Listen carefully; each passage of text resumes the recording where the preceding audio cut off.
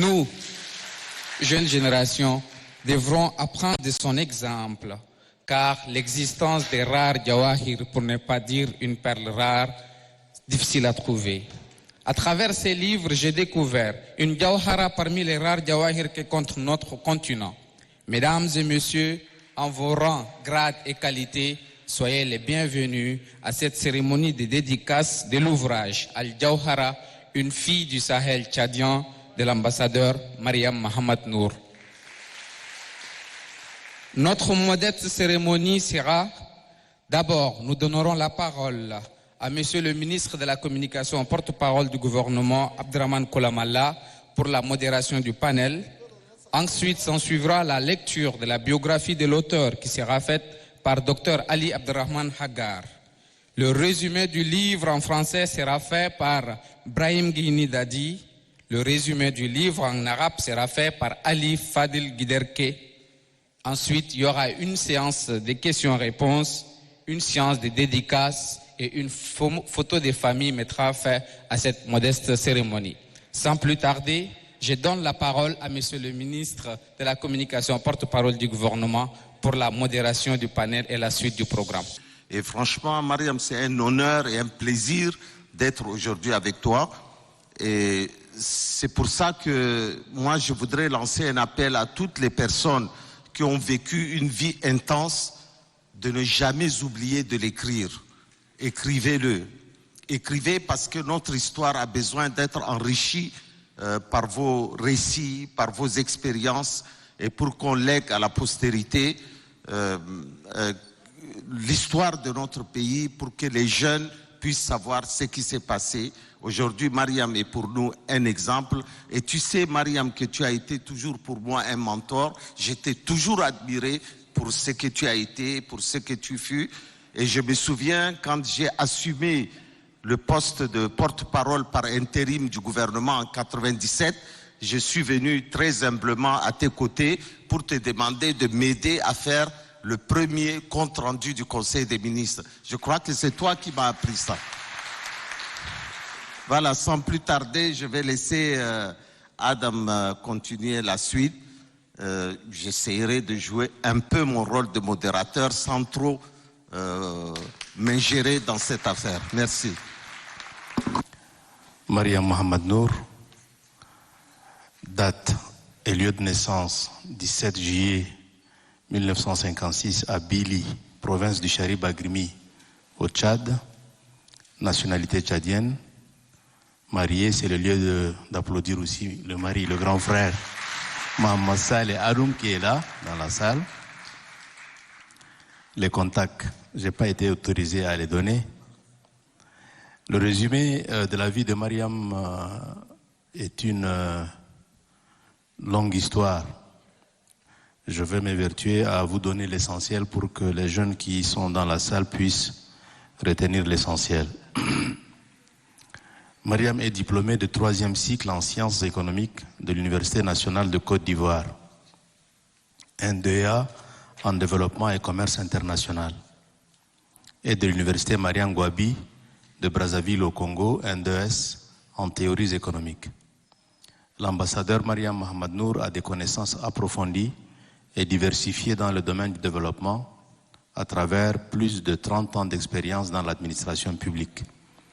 12 ans dans différents postes ministériels, notamment ministre de l'économie, du plan et de la coopération internationale, ministre de l'environnement et de l'eau, ministre secrétaire général du gouvernement, secrétaire d'État au plan et à la coopération et secrétaire d'État aux finances. 14 ans aux Nations Unies, représentante de la FAO au Togo, au Mali et en Mauritanie. Dans la société civile, elle a été assistante du DG du Secours catholique et développement, le SECADEF, une ONG de développement rural intégré, représentante adjointe de l'Institut tropical suisse au Tchad, présidente de l'Association des femmes tchadiennes pour le développement, présidente du Conseil national des femmes leaders du Tchad, CONAF. L'ambassadeur Mariam Mohamed Nour a aussi été consultante nationale et internationale pour la Banque mondiale, le PNUD, le BIT, l'UNICEF et la FAO.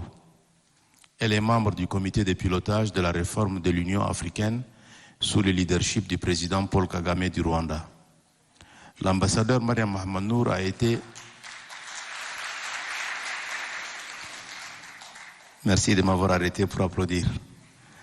L'ambassadeur Mariam Mohamed Nour a été ministre fondateur et présidente du Conseil des ministres du G5 Sahel. Elle a aussi été gouverneure de la Banque mondiale, de la BAD, de la BID, de l'Agence panafricaine pour le renforcement des capacités en Afrique, pour le Tchad, ordonnateur national du FED et ministre plénipotentiaire de la CEMAC et membre des comités ministériels de l'UMAC, Union monétaire de l'Afrique centrale, et de l'UEAC, Union économique de l'Afrique centrale. L'ambassadeur Mariam Mohamed Nour a été vice-présidente et présidente de 2 forats inclusifs organisés il y a quelques années. L'ambassadeur Mariam Mohamed Nour est depuis le 17 août 2021 membre du comité technique spécial relatif à la préparation de la participation des politico-militaires au dialogue national inclusif CTS dont elle occupe le poste de rapporteur. Au titre des distinctions honorifiques, l'ambassadeur Mariam Mohamed Nour a été élevé à la dignité d'ambassadeur du Tchad en juin 2020 et elle est également commandeur de l'Ordre national du Tchad, commandeur de l'Ordre national du Mali, officier du mérite mauritanien et officier du mérite français.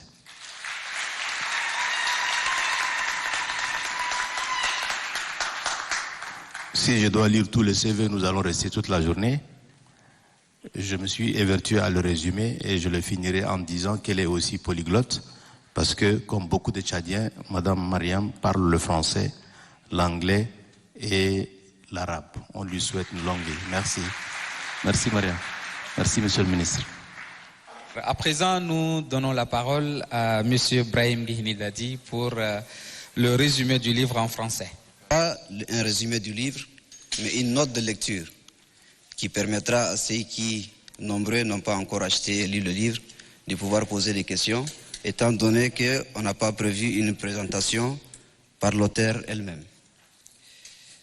Ce premier livre de l'ambassadeur Mariam Mohamed Nour est un pavé de 337 pages, publié par les maisons d'édition Al-Mouna et l'Harmattan en novembre 2021.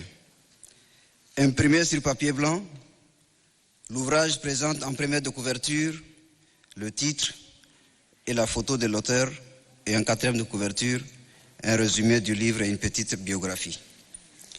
Le livre est préfacé par Dr Ali Abderrahman Hagar, qui était par ailleurs le tout premier à lui proposer à écrire une biographie dans le milieu des années 90. Je parlais tout à l'heure d'un pavé parce que le volume du livre témoigne de la vie de l'auteur, qui est riche en événements et d'ambitions frappantes qu'elle a pour assumer de hautes fonctions. Dans un environnement marqué par l'attachement à la culture, aux valeurs traditionnelles et par un code ancestral qui réserve un sort prédestiné à la femme. Ce livre est une belle contribution au débat récurrent sur l'émancipation de la femme. Mariam Mohamed Nour nous prouve que lorsqu'une femme veut, elle peut. L'auteur choisit le style simple pour vous faire voyager dans sa vie. La vie de son village natal, Bili, de Bokoro, en passant par son adolescence et sa vie professionnelle. Tout de suite, le trait de caractère qui saute à l'œil est la sincérité de l'auteur, qui n'a pas pris par moments de gants afin de dire crûment la vérité. Elle y décrit avec concision toutes ses pérégrinations dans le cadre de sa carrière professionnelle jusqu'aux hautes fonctions qu'elle a assumées ici au pays, tout comme pour la communauté internationale. Cette partie suffisamment développée sera véritablement et pendant longtemps aux jeunes en guise de partage d'expérience. C'est en cela que les aînés pétris d'expérience, qui sont pour la plupart dans cette salle, et qui sont un trésor de connaissances, doivent emboîter ses pas pour écrire ne serait-ce que leur mémoire, pour la postérité. Écrivez afin que votre riche bibliothèque ne brûle pas après le grand départ. Le livre Al-Jawhara, une fille du Sahel tchadien, qui est le tome 1 d'une série, commence par la naissance de l'auteur, non peu avant, par ses origines et ses grands-parents jusqu'à son nomination comme représentant de la FAO au Togo. L'ouvrage est structuré en 4 grands chapitres, de tailles inégales, encadrés par une dédicace, une partie de remerciements, la préface et la biographie. La vie de l'ambassadeur Marème Mamanour ne peut être racontée dans un seul livre. C'est la raison pour laquelle l'auteur a choisi d'ailleurs de la raconter et publier en plusieurs tomes. C'est dire que c'est un livre purement autobiographique. Il raconte la vie de Marème Mamanour telle qu'elle l'a vécue, en décrivant une société dans laquelle elle a évolué. Par conséquent, il s'agit d'un ouvrage qui pourra inspirer d'abord les jeunes, à tout point de vue, puis tout citoyen désireux de se consacrer au travail bien fait pour son pays et pour la communauté internationale. D'une manière générale, tout jeune Africain en mal d'identité et en quête de repères pourra trouver des raisons de s'ancrer profondément dans sa culture, car un homme sans culture est comme un arbre sans racines. Je l'ai retenu, c'est là de doyen Khayar Oumar Defalla, que je suis content de revoir aujourd'hui ce matin. En effet, l'on ne vous connaît que par le rapport à un trait particulier de caractère, par rapport à un détail qui vous différencie des autres, mais loin de vous éloigner, il vous enrichit. C'est cette richesse de la diversité de notre pays et de son peuple que l'auteur met en exergue à travers ses multiples voyages de par les différentes localités du Tchad et également plusieurs parties de notre monde. L'ambassadeur Marème Mamanour a beaucoup voyagé.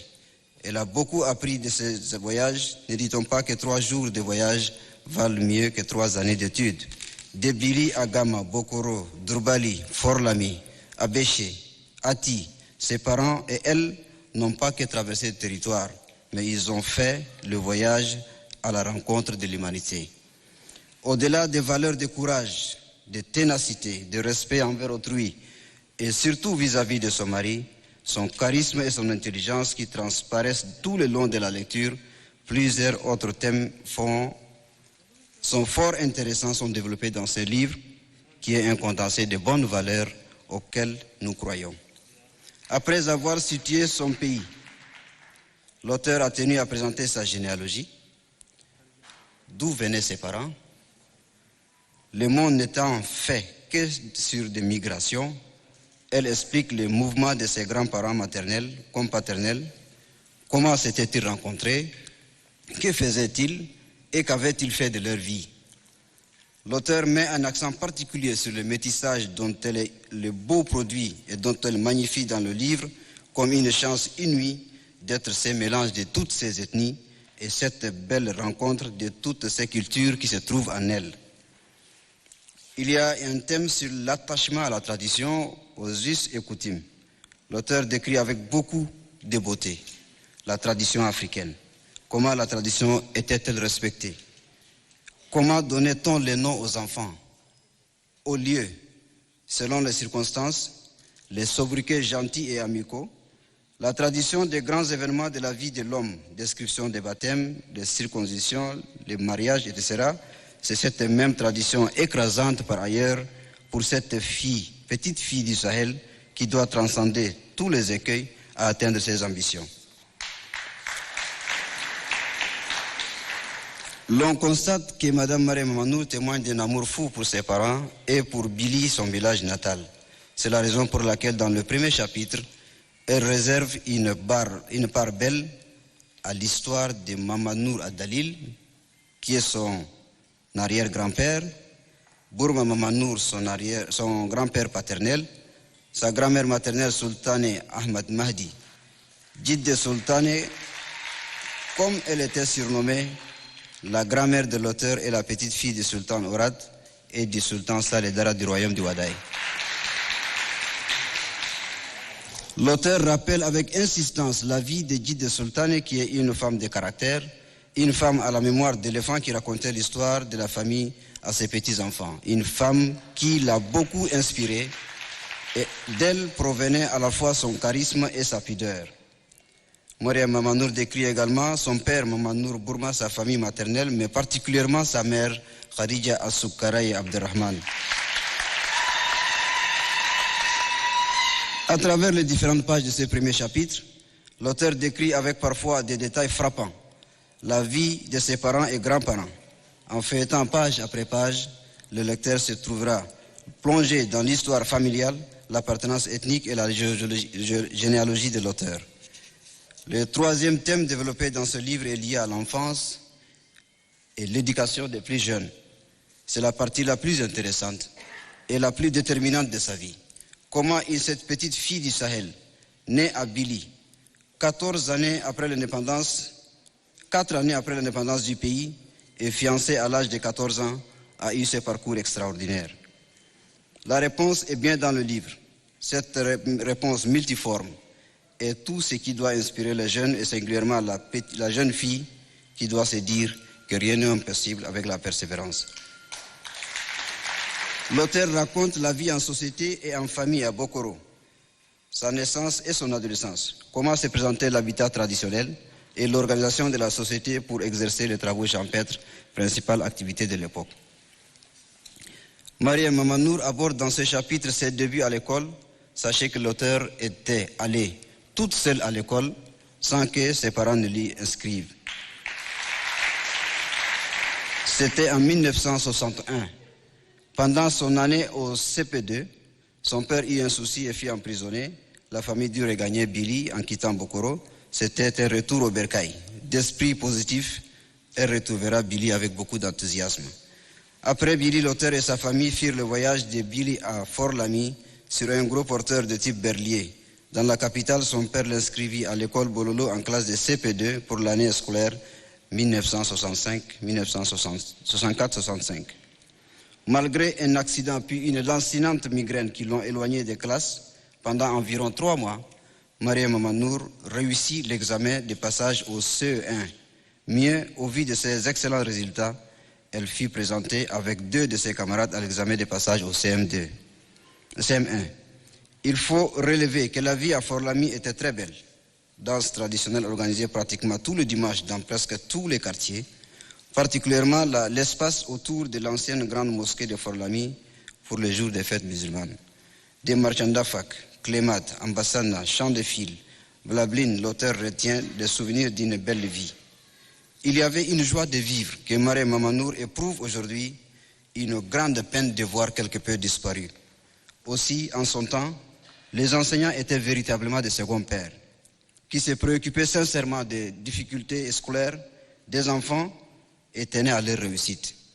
L'auteur rend hommage dans ce livre à ses enseignants, notamment M. Mamad Dab, qui jouera un rôle très déterminant dans sa vie scolaire. La vie à Fort-Lamy n'était pas si rose que cela pour Mariam Mamanour.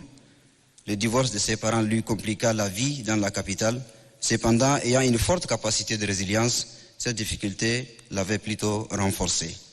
Désormais, l'âme fortaine, elle n'avait jamais coupé le cordon avec le village où vivait son père et le reste de sa famille. À l'époque, la scolarisation et surtout le maintien à l'école des filles était un grand défi. Aussi, à cause d'un événement fâcheux qui survient dans sa famille, son père décida-t-il d'empêcher l'auteur de poursuivre les études. Il lui écrivit une lettre, lui intima l'ordre de le rejoindre à Massenia où il vivait. Âgé de seulement 14 ans, l'auteur prit son courage à 2 mains et répondit à son père par une lettre manuscrite. Elle tenta de le dissuader tout en lui faisant la ferme promesse de ne point déshonorer ni son nom, ni sa famille. Elle ajouta que si elle étudiait, c'est pour avoir à la fin un bon travail et aider la famille avec le revenu qu'elle gagnera. Son père la laissa donc poursuivre l'école. Tout de même, à la fin de l'année 1970, l'auteur fut fiancé à son cousin Mohamed Saleh, son mari. C'était à l'heure du temps, puisqu'à cette époque, On pressait les filles dans des mariages très précocement dans le but, dit-on, d'éviter la honte qu'elles fassent des enfants hors mariage. Aussitôt qu'elle réussit le BEPC, le mariage a été célébré. L'auteur décrit magnifiquement son mariage qui était l'un des plus mémorables de Fort-Lamy. À la rentrée prochaine, les couples d'élèves, les nouveaux mariés allaient au lycée sur la motocyclette du mari. En pleine année, le 7 avril 1973, elle donna naissance à leur fille aînée, Rim, paix à son âme, qui fut la défunte épouse du docteur Ali Mardo. La jeune femme dut interrompre ses études pour s'occuper de son enfant. Ce n'est qu'à la rentrée scolaire 1973-1974 qu'elle reprit le chemin du lycée Félix Eboué. Mariam Mamanour obtint le bac en 1977 avec quelques amis dont Noël Ndjekeri. Après avoir renoncé à son admission à l'Institut africain d'informatique, elle s'inscrivit en première année à la faculté de sciences exactes et appliquées, option maths, physique, chimie de l'université de N'Djamena. Le quatrième thème qu'elle a développé, c'est sur les valeurs du vivre ensemble, de l'amitié et de la solidarité. Comme l'auteur elle-même le disait, la présentation du livre ne sera pas complète si je ne vous parlais pas des campusiens. Toute la vie de l'auteur est jalonnée de rencontres. Comme toujours, naturellement, certaines rencontres ont été déterminantes pour sa vie, privée comme professionnelle. L'élément fondamental qui favorisait les rencontres et forgea en elle cette qualité est le campus, où les membres qui le fréquentaient étaient appelés les campusiens. Le campus était un cadre de brassage et un creuset pour l'apprentissage de tous ces jeunes dont la plupart étaient venus à Fort-Lamy pour les études. La personne qui a suscité la création du campus était la chef d'orchestre Djidde Nusra, grand-mère paternelle de Mohamed Saleh, mari de l'auteur. Cette dame fit de sa maison un lieu de vie pour les jeunes, originaires essentiellement du Nord en général et d'Abéché en particulier. Djidde Nusra avait décidé d'adopter ces jeunes dont certains au départ avaient loué une chambre dans sa concession et de les héberger gratuitement. Le campus était devenu un lieu de rencontre de tous les jeunes, de tous les quartiers de Fort-Lamy qui se retrouvaient tous les soirs et les après-midi pour échanger, jouer au Scrabble, etc. Je m'en vais vous donner une petite lecture des noms des campusiens à la page 156. C'est pour vous dire l'attachement à l'amitié et à la fraternité de celles qui avaient écrit ces livres. La vie au campus était très agréable. L'atmosphère y était bon enfant. Tous les après-midi et les soirs, les campusiens se retrouvaient. Certains jouaient au Scrabble, d'autres refaisaient le monde. Je vais citer des noms, parmi lesquels certains ne sont plus de cette vie, mais d'autres sont dans cette même salle.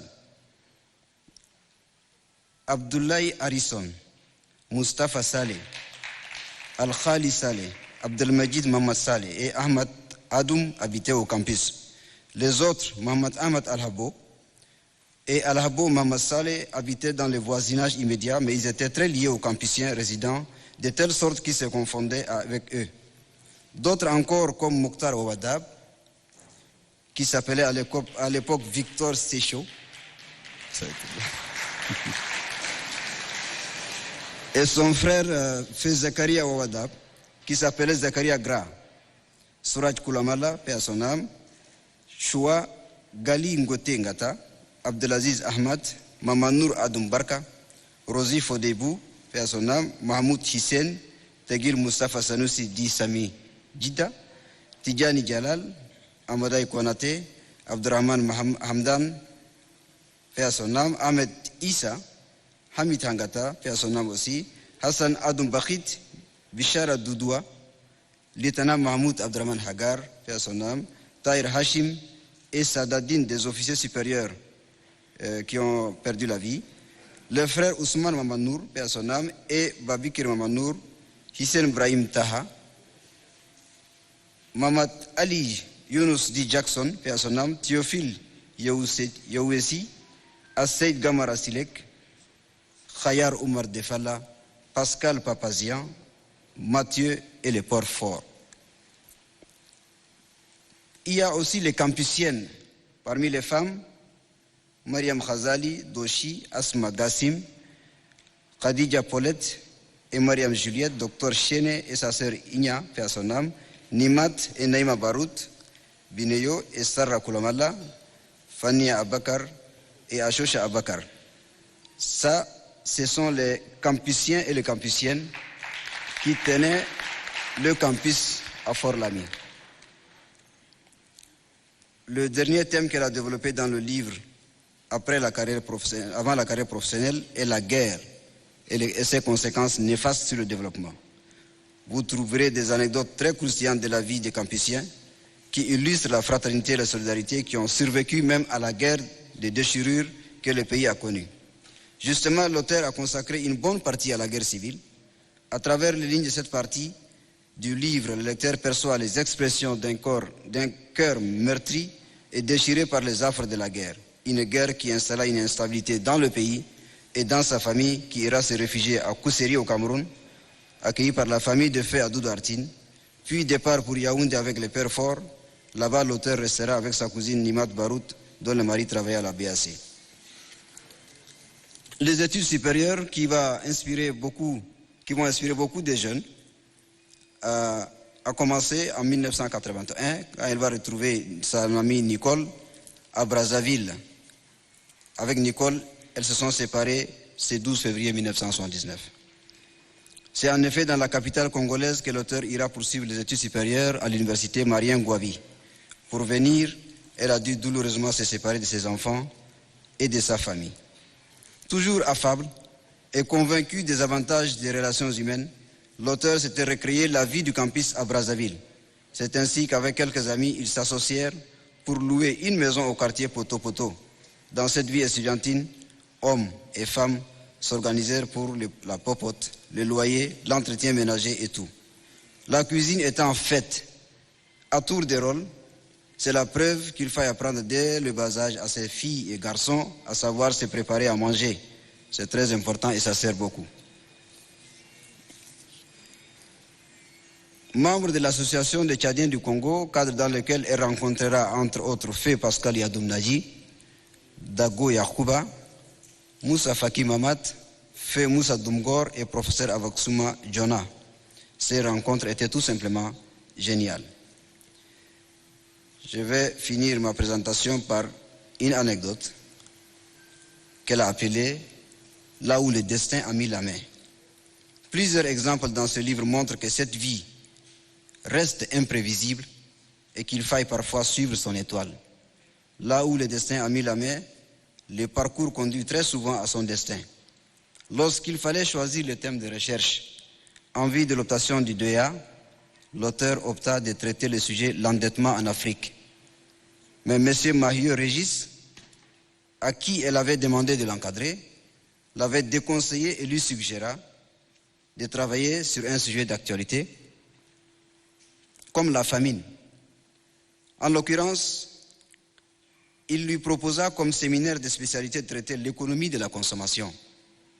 Mariam Manour ne sut pas du tout que le destin la conduisait directement à travailler à la FAO. 12 années plus tard, la voici nommée représentante de la FAO au Togo. Elle n'avait que 43 ans, l'âge actuel de votre serviteur devant vous.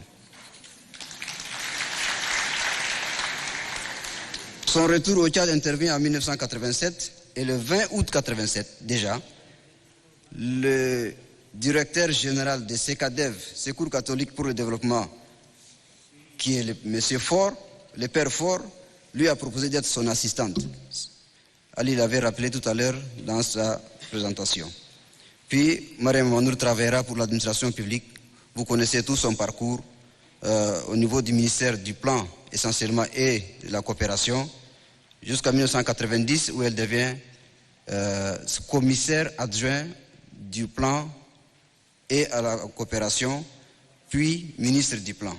Commence alors une très belle carrière, riche et variée, ponctuée de très belles rencontres, comme avec son ancien ministre Mohamed Soumaïla, pour qui nous allons avoir une pieuse pensée, mort dans le crash du DC-10 du TEA le 19 septembre 1989, ou du cinéaste Mohamed Saleh Haroun, qui devient également son ami. Le travail bien fait sert toujours, et la loyauté paye. Tôt ou tard, après la victoire du candidat Idriss Déby en 1996, Mariam Manour fut nommé ministre secrétaire général du gouvernement, puis ministre de l'Environnement et de l'Eau en janvier 1998, un poste qu'elle quittera en octobre de la même année. Très frustrée qu'on l'accuse d'avoir préféré aller en villégiature à Bruxelles au lieu de se rendre dans les pays nordiques sur le dossier pétrole du Tchad, elle présentera sa démission à son premier ministre, Nassir Guéréndouxia Ouaïdo. Avant cela, elle avait tenté de démissionner de sa formation politique, démission que le président avait refusée. La lettre de démission mise en attente, un remaniement du gouvernement a été fait le 26 octobre 1998. Elle cédera le poste à son ami Pascal Yadounaji, qui était l'ancien SG de l'Association des Tchadiens du Congo. C'est ainsi qu'elle reprit les échanges avec la FAO, suspendue pendant qu'elle était ministre. Après une procédure de recrutement longue et fastidieuse, Mariam Manour est nommée finalement représentante de la FAO au Togo. C'est sur ce que prend fin la première tranche de la vie de l'histoire de Mariam Manour. Nous prions Dieu de lui accorder une longue vie pour achever les autres tomes, pour raconter les 14 années passées à la FAO, au Togo, au Mali et en Mauritanie, mais aussi la poursuite de sa carrière au service de son pays après son retour de la Mauritanie. Brahim Guini Dadi pour ces résumés si riches. Je voudrais simplement vous demander, pour me faciliter mon rôle de modérateur, d'être le plus bref possible dans vos questions. Ne m'obligez pas à vous recadrer, je n'aime pas d'ailleurs ces termes. Et donc, soyez le plus bref possible. Et Adam va donner la parole à chacun. Essayez, comme on est nombreux dans la salle, essayez de poser une question pour avoir, sauf si vous pensez que votre deuxième question est importante, pour donner la parole à tout le monde, à tous ceux qui veulent intervenir. Je t'en prie. Ma question, c'est que, bien évidemment, ce caractère, comme vous êtes une croyante, c'est sûrement un don de Dieu. Mais très vite, vous avez toujours été, que ce soit au niveau du campus, que ce soit au niveau de vos études au Congo, que ce soit dans vos activités gouvernementales, toujours dès le départ entouré d'hommes, et vous avez toujours su vous imposer. Vous avez au besoin beaucoup même démissionné, que ce soit au niveau du parti, que ce soit même du gouvernement.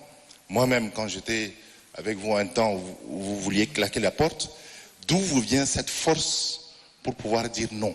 Et est-ce que c'est le secret aujourd'hui à donner aux femmes, parfois pour pouvoir essayer de pouvoir bâtir non seulement une force de caractère, mais une société qui soit peut-être un peu plus équitable. Donc c'est vraiment ça ma question liée au témoignage. Merci beaucoup. Un livre spirituel, vous allez trouver que dans ces livres, il y a des hommes très religieux et des anecdotes très croustillantes. Et la partie qui m'a la plus captivé, c'est là où, et je ne sais pas si ça continue, la famille de Mariam prenait les sables de leur ancêtre qui est saint, et quand ils ont des maladies, ça guérit. J'ai bien envie de comprendre. Et également, beaucoup d'autres anecdotes. Mon vieux papa, il est là, donc M. Khayar, avec qui apparemment ils sont très liés, qui a osé même porter la jupe de Madame Mariam Manour parce que il n'avait plus de pantalon parce qu'ils ont désembourbé une voiture qui est prise dans l'argile. Je me demande si vous avez rendu la jupe après. Merci beaucoup pour ces livres. On comprend que même si vous étiez nos aînés et nos repères, vous restez des grands enfants pour nous, et ces anecdotes croustillantes nous forment également qu'on peut facilement on peut s'approcher de vous sans retenue, parce que l'homme est l'homme, la femme, l'être humain c'est l'être humain, quelle que soit sa grandeur, les fonctions qu'il aura occupées, etc., etc. Donc je tiens à vous féliciter. La dernière demande que je voulais faire, ça doit être adressé à Dr Abdali Abdelman Hagar, qui est très présent dans la littérature, dans les présentations. Et chaque année, nous avons un mois, le mois du livre, où il y a des concours qui sont organisés pour la littérature. J'aimerais qu'il y ait un prix pour les autobiographiques. Merci pour cette éducation que vous nous donnez, Madame la Ministre. Mariam, je ne sais pas pourquoi tu n'as pas mis dans le livre cette anecdote où Nicole et toi, après le résultat du bac,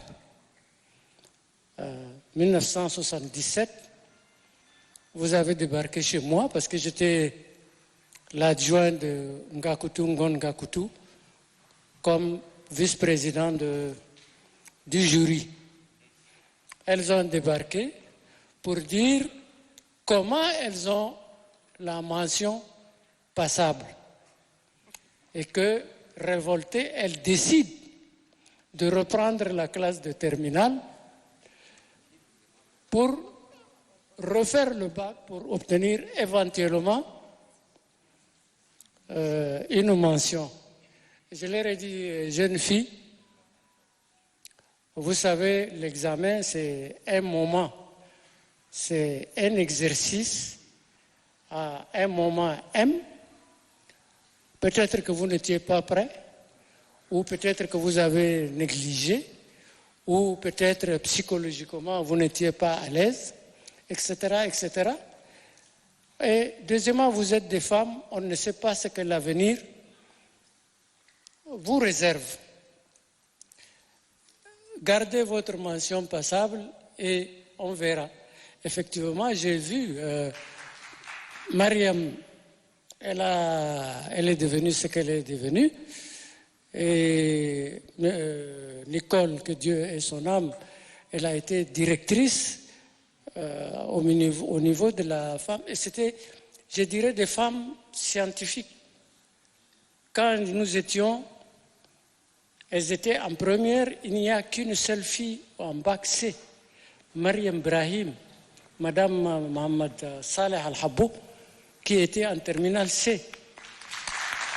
Et la deuxième, c'est les deux filles qui étaient en terminale, en première C. Donc, je leur ai dit non, vous êtes des pionnières, acceptez le verdict et on verra ce que le destin vous réservera. Maintenant, en ce qui concerne l'anecdote de la jupe, Mariam a pris du poids. Moi, je suis resté, je suis tel que je suis. Mon poids n'a jamais augmenté d'1 gramme. Mais comme elle, aujourd'hui, je ne peux pas porter sa jupe quand même. Je voudrais rendre grâce à Allah, le Tout-Puissant, d'avoir rendu ce moment possible. Ce moment, donc, de discuter d'un ouvrage autobiographique. Et je remercie le bon Dieu pour avoir rendu donc ce moment possible. Et je voudrais aussi vous remercier très sincèrement, vous tous qui êtes ici, pour votre présence. Certains sont venus très tôt, depuis 8 heures. Merci infiniment. Les mots me manquent pour vous témoigner ce que je ressens vraiment. Et mille merci. Deuxième chose, avant de continuer, beaucoup d'acteurs, si je peux les appeler ainsi, qui sont cités dans les livres, sont présents ici. À commencer par ma mère, Khadija Soukaray, ici présente, là-bas en bleu. Ensuite, il y a mon mari, qui est l'artisan de ce que je fais. Et beaucoup d'amis, de frères, de sœurs. Il y a mon frère Maki Mamanour, qui est notre frère aîné. À gauche, ma sœur Chene Mamanour, qui est l'aîné de la famille Mamanour. Donc, notre papa, on l'appelle Abou Chene. Et c'est comme ça que, pour la petite anecdote, j'ai appelé mon ordinateur portable, ma surface, Abou Chene. Parce qu'il est tout le temps avec moi. Voilà. Et donc, je voudrais, je n'oublie pas mon professeur, donc Khayar Oumar Defalla. Je parle de lui dans les livres, les leçons qu'il nous a données et les excursions qu'on a faites à Djalali et tout ça. Madame Al-Habbo qui était témoin de notre mariage, Mokhtar Wadahab, tout le monde. Et je voudrais remercier vraiment leur majesté aussi d'être présent.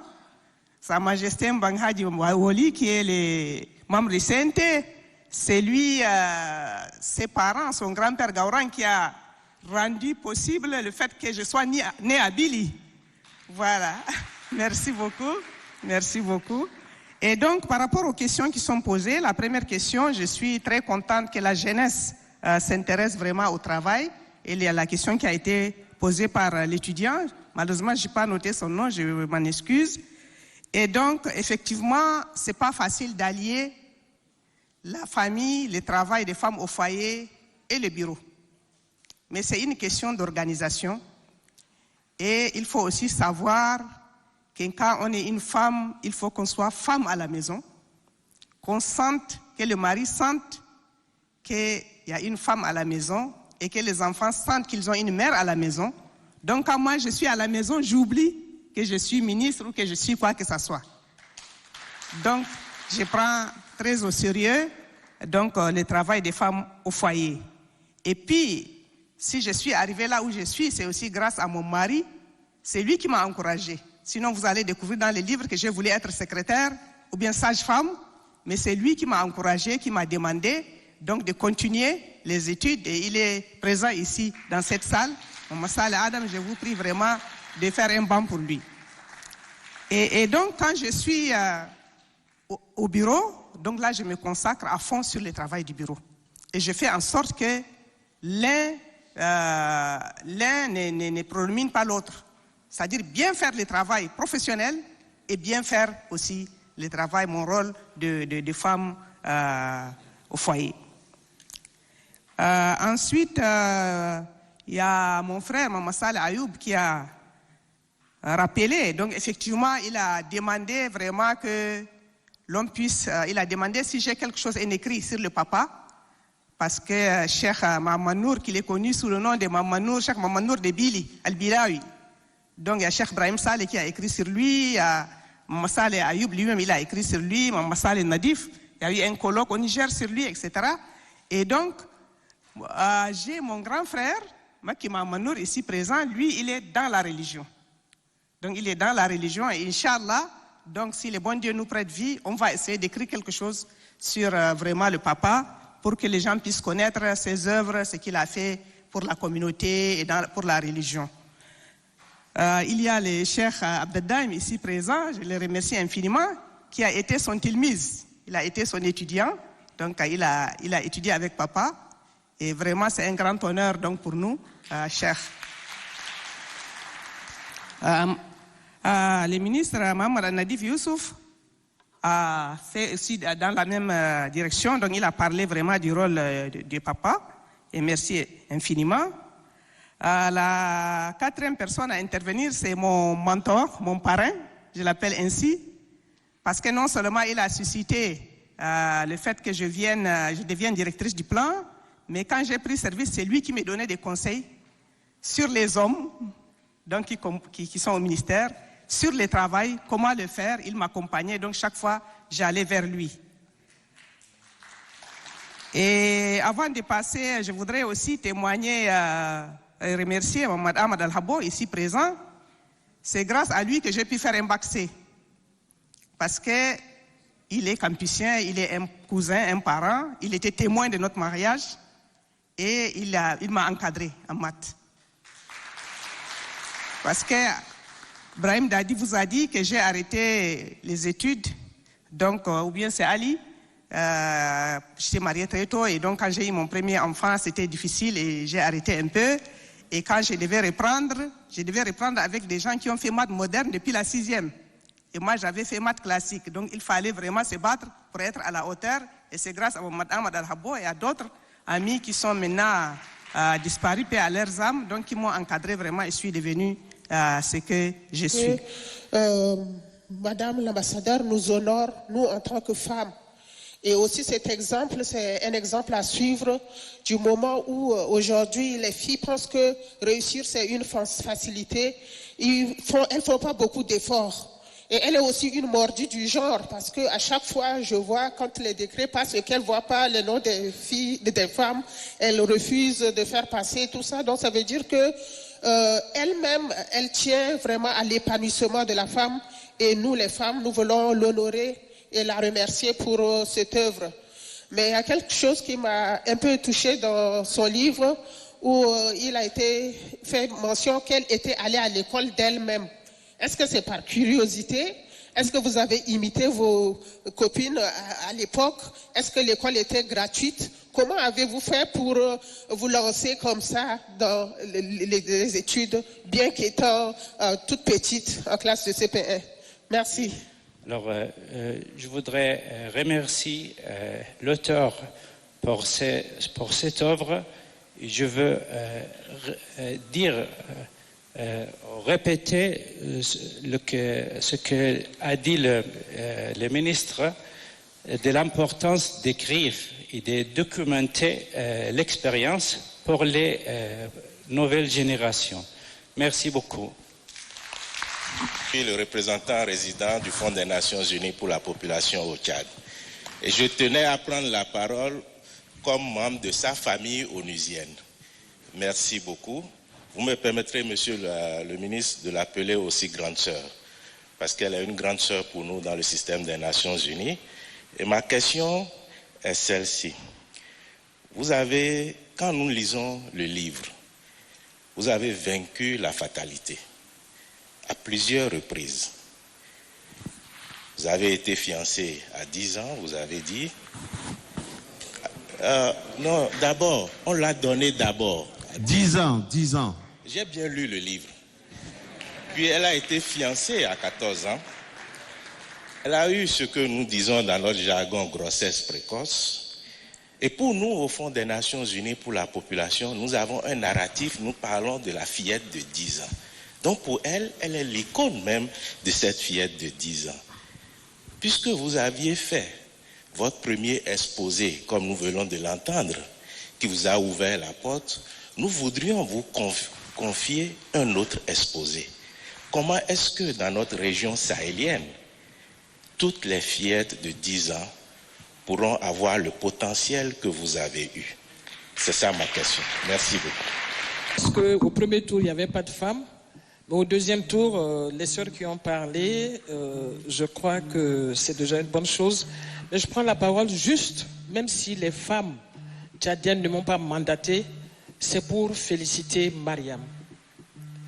Mariam de Billy, Élise de Bessada. C'est une histoire qui a commencé très simplement et qui est devenue une complicité entre nous.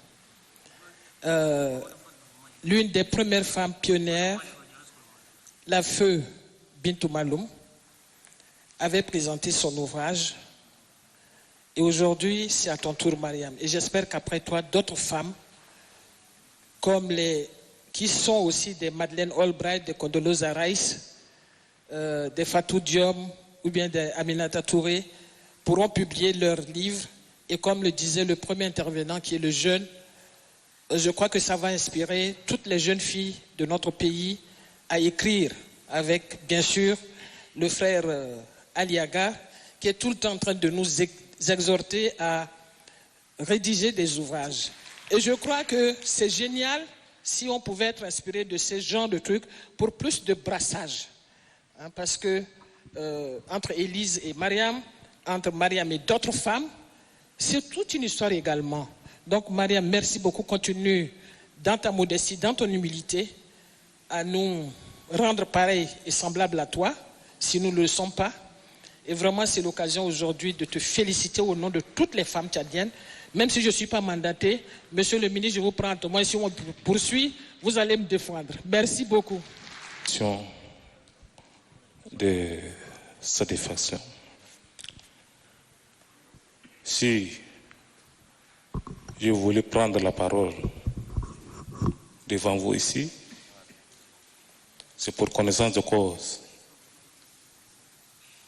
Aujourd'hui, la grande sœur Mariam, que je l'appelle souvent Yaya, elle est une femme complète. Elle est la poudre du royaume de Bagirmi et du royaume de Ouadaï. Et aujourd'hui, elle faisait la fierté de la valeur de la femme tchadienne. Un adage qui disait que si vous partez au champ que vous avez oubliez la roue, donc ça veut dire que vous n'allez rien faire. Et si je suis présent ici, je ne prends pas la parole comme quelqu'un qui est parti au champ sans la roue. Sinon, je n'ai pas de questions à poser, mais j'exprime ma reconnaissance et ma gratitude à la grande sœur pour cette initiative comme une devoir louable et salvatrice pour le peuple tchadien. Et les retrouvailles ici, c'est une communion et brassage entre les différentes communautés du Tchad. Donc je vous dis merci, merci, merci infiniment. Et je rends un hommage particulier à nos aïeux, le sultan Bangaurang et le Gadi Mamanour Ad-Dalil. Je vous remercie. Pas naturellement poser des questions à Mariam, mais je voudrais plutôt témoigner. Parce que, comme elle l'a dit et comme elle l'a écrit, en utilisant une expression mathématique, nos vies ont eu beaucoup d'intersections communes. En lisant son livre, on se ramène à notre jeunesse heureuse, insouciante, des années de lycée, de collège, toutes les 1000 folies que nous avons fait ensemble. Je me souviens surtout qu'avec mon frère, son mari, Maman Saleh, quand on était parti un jour de fête, saluer son papa, et qu'il a demandé, il a donné en mariage sa fille Mariam Maman Saleh. C'était quelque chose d'inoubliable dans notre vie. Plus tard, naturellement, quand ils se sont mariés, on était témoins quelle était notre joie immense quand on a vu naître Rim, notre fille, à nous tous. C'est la fille biologique de Mariam et de Maman Saleh, mais c'était notre premier enfant à nous tous, qui n'avons pas d'autres enfants.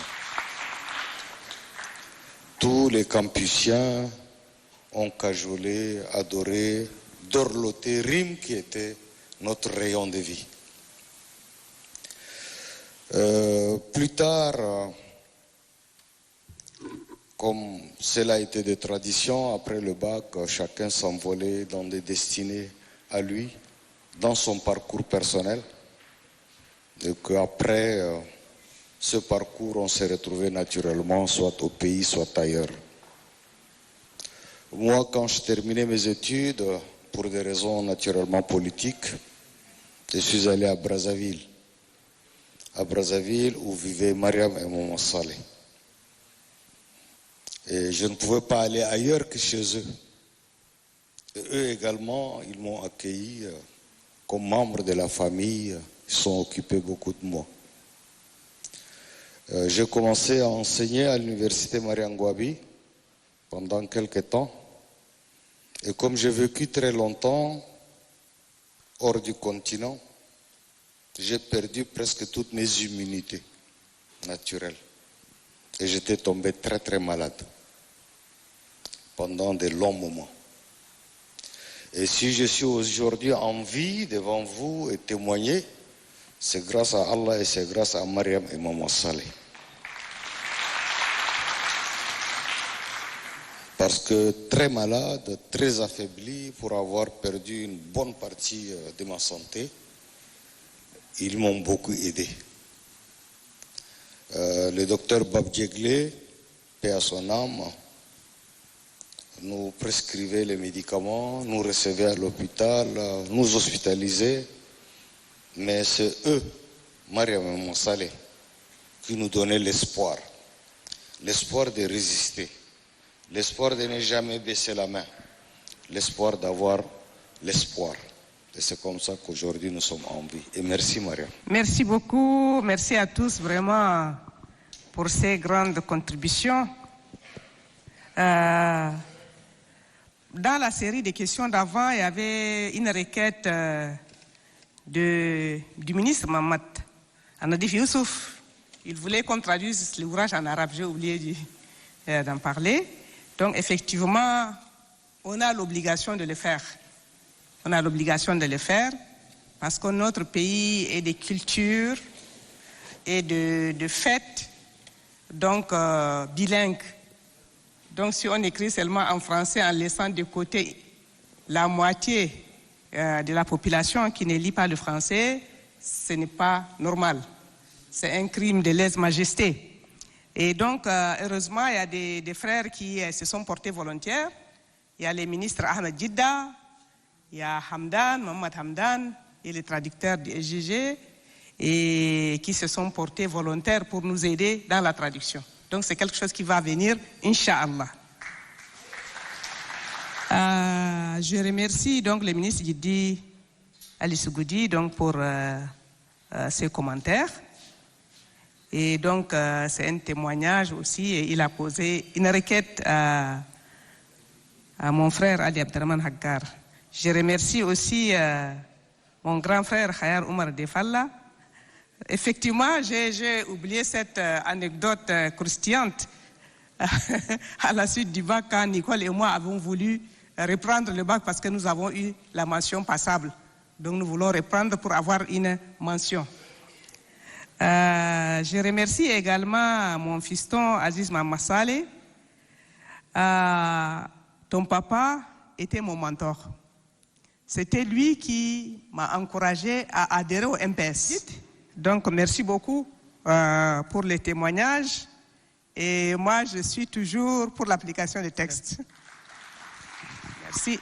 Merci à tout le monde. Merci au comité d'organisation, le super comité d'organisation, qui est à pied d'œuvre, avec à sa tête Ali Abdraman Haggar, il y a Ibrahim Dadi, Abdraman Kholamallah, Ali Fadil Gidelke, Kabir, Rayhana, Ali Mardo, Ousmane, Goual, Swat, Dina. Non seulement ils se sont mis à pied d'œuvre du matin au soir sans dormir, mais aussi c'est eux qui ont contribué aussi financièrement. Moi, je n'ai pas sorti un franc. Donc c'est eux qui ont organisé cette cérémonie et je les remercie tous. Dina a été obligée de quitter parce qu'elle a des obligations et tous les autres sont là. Donc mille merci vraiment d'avoir rendu possible ces moments-là et de s'être levé comme un seul homme avec grand H pour relever ces défis-là. Et je voudrais aussi annoncer qu'il y a l'attaché culturel de l'ambassade de France qui dit qu'il peut aussi nous rendre possible de faire une deuxième dédicace au centre, à l'Institut français. Voilà. Donc, Inch'Allah, on va le faire quand on va avoir un certain nombre d'exemplaires du livre. Et merci infiniment à tous.